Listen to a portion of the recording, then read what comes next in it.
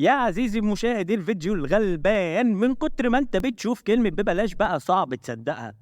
تعال اقول لك على حاجة تعملها تنفع ابنك وببلاش بجد. ببلاش دي.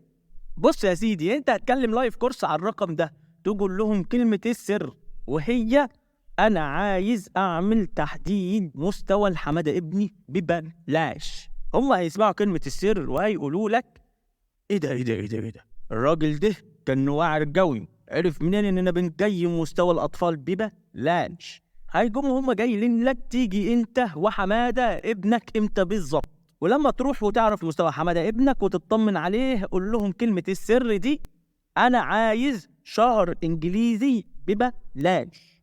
هيقوموا هم جايين لك الله الله الله الله، الراجل كان واعر قوي، وتقوم تحجز معاهم، واول ما تحجز هيدوك شهر انجليزي لحماده ببلاش مع الشهر اللي انت حجزته. وحماده هنا هيكون ابننا في الانجليزي، هنعلمه ونلعبه ونشربه وناكله انجليزي سواء كان فاهم او ما بيفهمش. وده عشان احنا في لايف كورس عارفين ومتاكدين ومتيقنين من قيمه حماده، وان هو زي ما هو ابنك فهو ابننا وفخر لينا.